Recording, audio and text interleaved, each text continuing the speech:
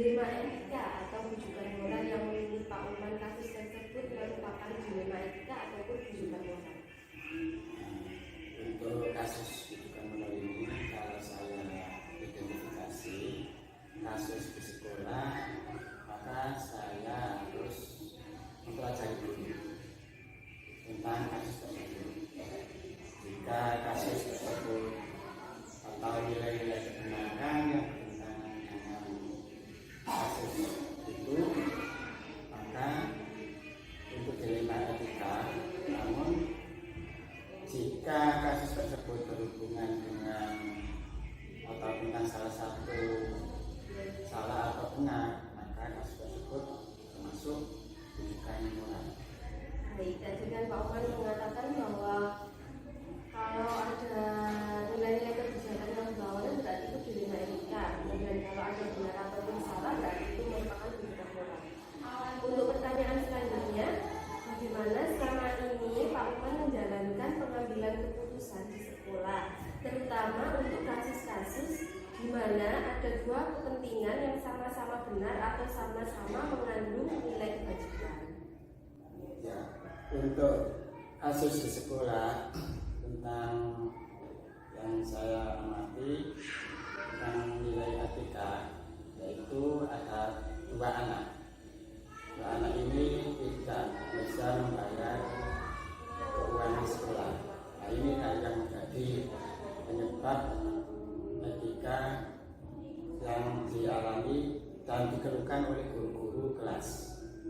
Dan untuk itu nanti guru-guru kelas ini yang menjadi beban bagi guru kelas. Itu kami selaku kepala sekolah untuk memanggil dan mengajak para murid untuk berdiskusi dan untuk menjalankan pengambilan keputusan pada kasus tersebut. Saya mencari tahu dulu penyebab kasus tersebut terjadi, kemudian menentukan siapa saja pihak yang terlibat dalam kasus tersebut. Setelah itu saya mencoba mencari fakta-fakta yang relevan, sehingga dalam pengambilan keputusan yang tepat nantinya dapat atau tanpa memberatkan wali murid atau wali kelas, dan juga dapat mengizinkan anak tersebut mengikuti pembelajaran dengan baik. Untuk selanjutnya nih Pak ya, langkah-langkah atau prosedur seperti apa yang biasanya Bapak lakukan selama ini dalam pengambilan keputusan? Untuk langkah-langkah dalam pengambilan keputusan tersebut, yaitu mengajak wali murid atau berdiskusi mengenai permasalahan yang dihadapi. Kemudian saya memanggil orang tua anak tersebut dan juga melakukan diskusi berkaitan dengan kendala tidak bisa membayar uang sekolah. Dan melalui diskusi tersebut saya mencoba mengajukan pertanyaan-pertanyaan yang dapat menimbulkan jawaban solutif dari orang tua anak tersebut, sehingga orang tua tersebut dapat memperoleh solusi dari masalah yang ada. Ini tadi yang sudah Bapak lakukan ya mengenai langkah-langkah atau prosedurnya. Nah, sekarang tentang hal-hal apa saja yang selama ini sudah Bapak anggap efektif dalam pengambilan keputusan pada kasus dilema etika tersebut. Yang saya anggap efektif dalam pengambilan keputusan pada kasus dilema etika, yaitu sebagaimana yang sudah saya sebutkan tadi, bahwa saya dapat mengidentifikasi dulu kasus sebelum mengambil keputusan, kemudian mengumpulkan informasi yang relevan, membuat solusi alternatif terlebih dahulu sebelum pengambilan keputusan. pertimbangkan kembali bukti yang sudah diterima. Kemudian saya baru akan membuat tindakan dalam pengambilan keputusan. Untuk pertanyaan selanjutnya ya, tentang hal-hal apa saja yang selama ini merupakan tantangan dalam pengambilan keputusan pada kasus-kasus dilema etika. Pasti kan ada tantangan ya Pak ya untuk pengambilan keputusan ini lah. Tantangannya ini apa saja? Kalau yang sudah Bapak alami. Untuk mengambil keputusan pasti ada hal-hal atau tantangan. Tantangannya yaitu dalam pengambilan keputusan adalah ketika saya harus melawan rasa kasihan pada anak yang tidak bisa membayar uang sekolah. Ini yang mengakibatkan kita itu merasa kasihan sekali terhadap anak tersebut. Namun sesuai dengan peraturan sekolah bahwa sebelum memperoleh rapor setiap anak harus melunasi dulu, sehingga melunasi dulu uang sekolah, sehingga saya juga harus bersikap adil terhadap anak-anak atau siswa-siswa yang lain, walaupun mampu atau yang tidak mampu, supaya nanti tidak kecemburuan sosial itu tidak terjadi di lingkungan sekolah. Itu tadi sudah disampaikan hambatan-hambatan dalam suatu pengambilan keputusan.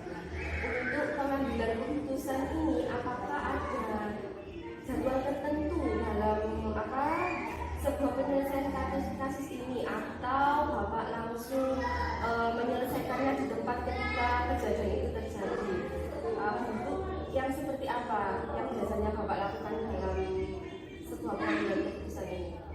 Dalam penyelesaian kasus ini atau kasus dilema etika ini bisa langsung kita putuskan atau tidak melalui jadwal tertentu. Namun jika dirasa permasalahan tersebut tidak terlalu sulit, itu yang dapat dihadapi lebih kompleks, maka ada tahapan-tahapan yang harus saya lakukan untuk menyelesaikan permasalahan tersebut.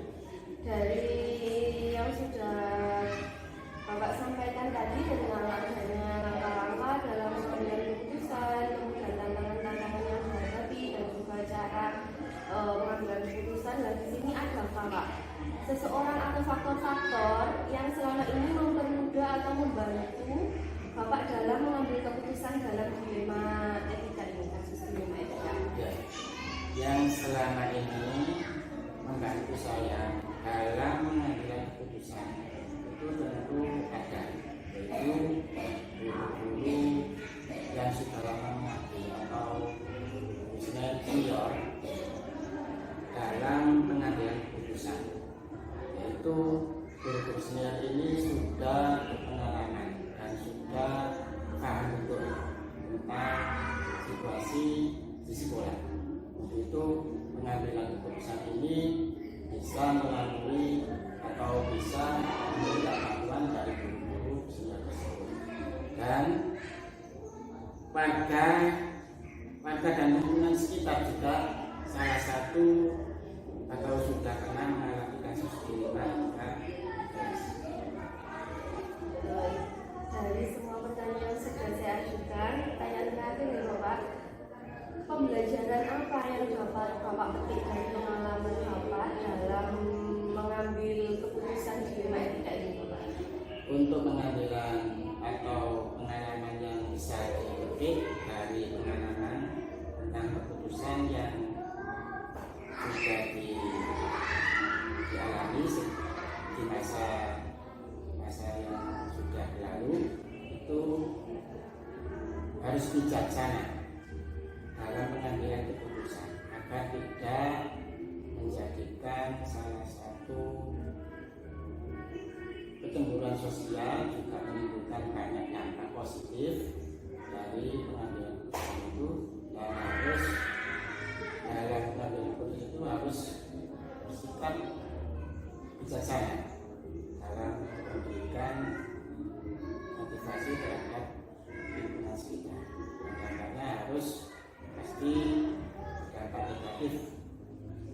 dilakukan. Dan dampak negatif itu juga harus diselesaikan. Baik, terima kasih Bapak atas waktu yang sudah diberikan. Semoga diskusi kita hari ini bisa bermanfaat ke depannya. Saya mengucapkan banyak terima kasih karena sudah meluangkan waktu. Saya akhiri. Wassalamualaikum warahmatullahi wabarakatuh.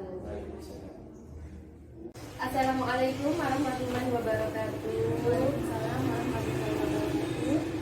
Bagaimana kabarnya hari ini Bu Ani? Yang alhamdulillah kabarnya baik Bu Irin. Sebelumnya saya mengucapkan terima kasih karena saya sudah diberi kesempatan untuk melakukan sesi wawancara pada siang hari ini. Saya juga mohon maaf ya mungkin mengganggu waktu Bu Ani pada siang hari ini.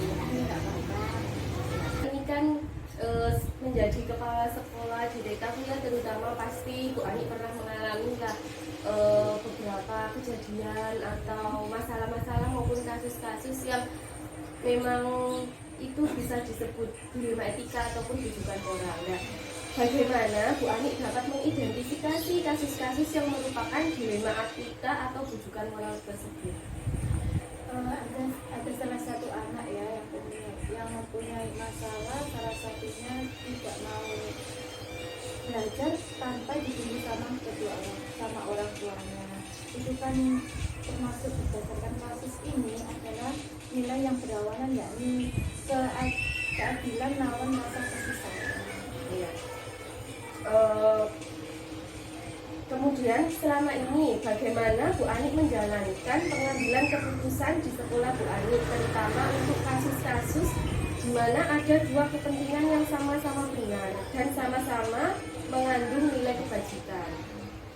Ketika saya menghadapi kasus seperti ini, yang paling utama saya memanggil orang tua terlebih dahulu, menanyakan apakah di rumah ada masalah atau ada apa, mungkin di dalam kelas tadi ada masalah sama temannya atau tidak suka sama gurunya, kan termasuk orang tuanya yang lebih paham atau lebih tahu. Kemudian selanjutnya ya Bu Ani ya, langkah-langkah atau prosedur seperti apa yang biasa Bu Ani lakukan selama ini? Langkah-langkah yang saya lakukan selama ini adalah berdiskusi dengan guru kelas terutama. Setelah saya diskusi dengan guru kelas, saya memanggil orang tua tersebut untuk menanyakan bagaimana kalau anak tersebut ada masalah apa anak tersebut, supaya saya bisa mengambil solusi yang terbaik untuk anak tersebut. Baik. Kemudian hal-hal apa saja yang selama ini Bu Ani anggap efektif dalam pengambilan keputusan pada kasus-kasus dilema etika? Dengan mencari penyebab permasalahan yang terjadi, kemudian mendiskusikannya kembali kepada kedua orang tua dan guru kelas.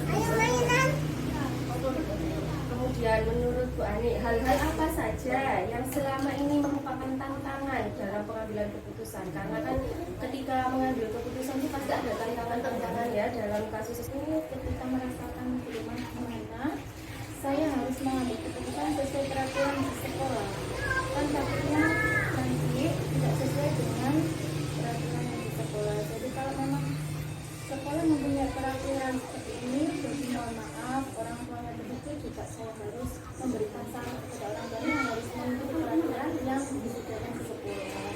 Tentunya kalau memang harus ditinggal saat belajar, orang tuanya ya udah masuk seperti itu. Baik, berarti di sini hambatannya itu ketika harus membuat keputusan takutnya bertentangan dengan peraturan seperti itu ya Bu Ani. Selanjutnya, apakah ketika Bu Ani mengambil keputusan ini ada jadwal tertentu dalam sebuah penyelesaiannya atau Bu Ani langsung menyelesaikan permasalahan itu di tempat atau memiliki sebuah jadwal untuk menyelesaikannya, bentuk atau prosedur seperti apa yang biasanya Bu Ani jalankan? Biasanya langsung saya selesaikan di tempatnya, langsung dipilih.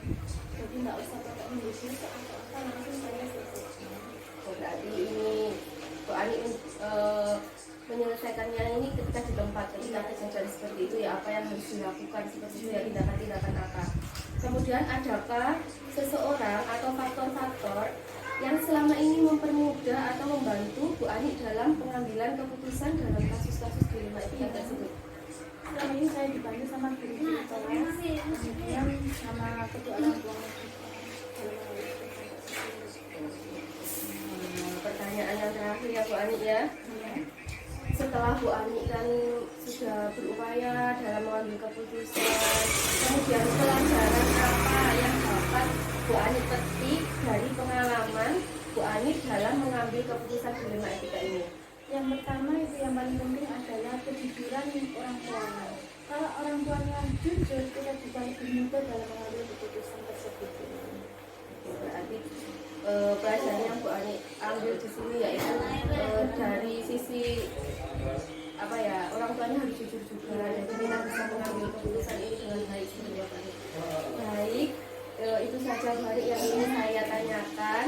Mohon maaf apabila ada kata-kata saya yang kurang berkenan bagi Bu Ani. Saya mengucapkan banyak terima kasih karena sudah meluangkan waktu dalam sesi wawancara saya pada siang hari ini.